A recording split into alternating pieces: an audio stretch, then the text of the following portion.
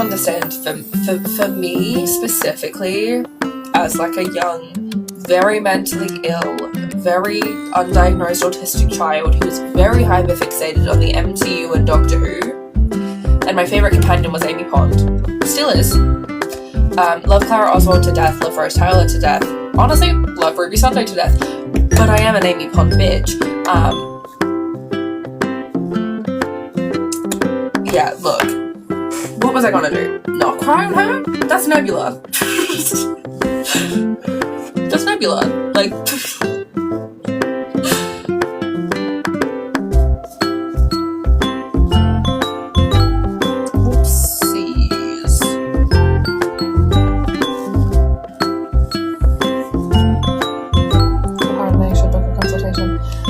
I don't know whereabouts you are. If booking a consultation is affordable for you, I think that's a good idea. Also, just, do research on certain things about, like, having an official diagnosis in your country.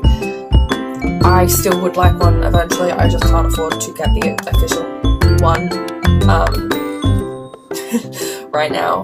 But in Australia specifically, there are some downsides as for like being legally recognised as autistic, so also just do some research about that. Sometimes it can impact travel overseas. It's fucking sucks, but maybe do research on those things and then decide if you want to book the consultation. The internet doesn't like to tell you this. Taking tests like that and then doing personal research and self-diagnosing is valid if that is a benefit for you as well. But it took so long. That's fair. See, in Australia it takes a long time to do it through like public health, which means that you get some sort of rebate, but it's still to get assessed for both ADHD and autism, which is what I want to do. It's still just over a bit over $1,000 after a rebate. I think it's like $1,800 that I have to fork up, and not much of that I get back. So that sucks.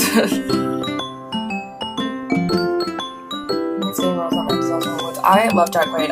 Everyone knows this, I've had a crush on him since the Hunger Games. If anyone had like the it wasn't even called a steelbook back then. There was like a collector's edition DVD of the Hunger Games that had like 4 discs in it. It had like 3 hours of behind the scenes content, including a lot of stuff that was just the actors who played the tributes filming different shit when like just with a camcorder filming different shit when they were filming the film and doing the press tour. They were doing like mall tours. That used to be a thing for teen movies. Crazy. And Jack Quaid, like, just kind of was, like, the head of, like, had the camera that a lot of that was filmed on. There was so much Jack Quaid content, and I was 10, and he was one of the first crushes I ever had, and I've never grown out of it, and it got worse when The Boys came out. And every other project since. I want to do an Iris from Companion cosplay for Halloween. I want to do, like, more Halloween cosplays this year. Last year I did, like, a Chucky, like a sexy Chucky. I want to do another, like, sexy one, but then I also want to do, like, Amanda for Really Bad, and I want to do an Iris from Companion.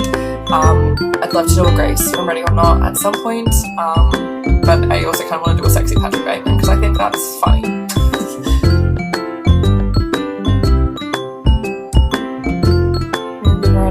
I love that. Also, someone's took the money out this morning. I mean, like, I have it on pre-order based on, like, just what happened with Ballad of Songbirds and Snakes and with every Percy Jackson new book when it comes out. Often pre-orders, like, they don't actually have them available till the afternoon, which is really annoying. And I told myself, no, actually, you don't have to spend another $20 to get it on your Kindle so you can start reading it right now. Just wait and pick it up tomorrow. But I'm dying a little bit because I know that it's available. They could be reading it right now.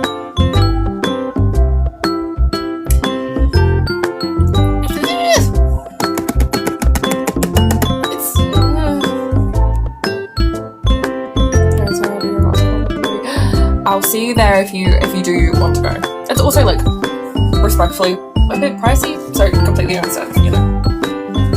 When people are like, I don't know if I want to go. Fair enough. You do not have to. You're not, like, a fake fan or a fake cosplay or whatever.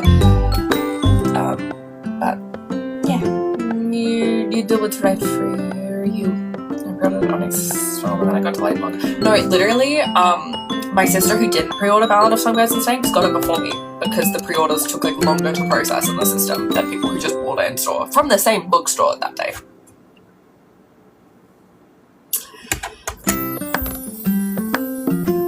So that was really cool. So that was really cool.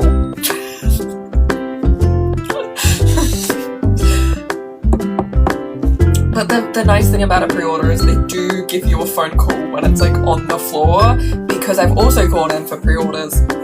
I did this with The Last Child's of a Polybook. I have gone in for pre-orders and been like, hey, it comes out today, do you have it on the back? And they're like, we haven't put it out on the floor yet, we can't give it to you till we can. Wait for the phone call, then that's when it'll be out on the floor. But in my experience, they don't actually call you until a couple hours after that, again, so.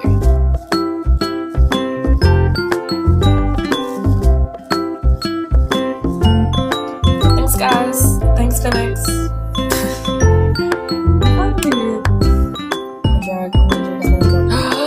Oh, what vibes are we going for? Oh, I love drag. I love drag so much.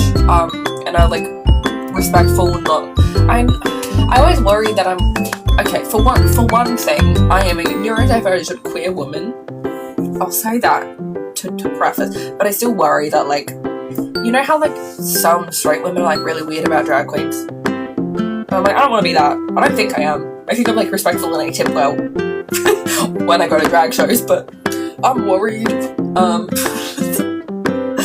But I love drag. I will be very happy to see you in drag.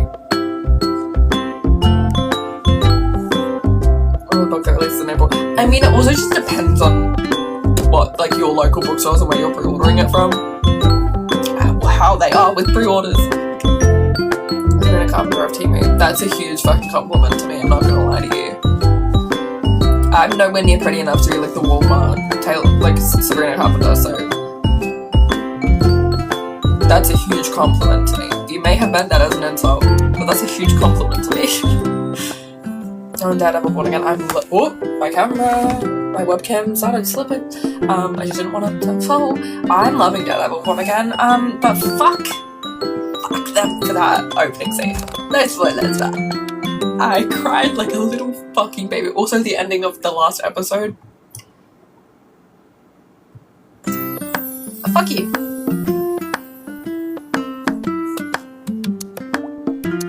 Live on there.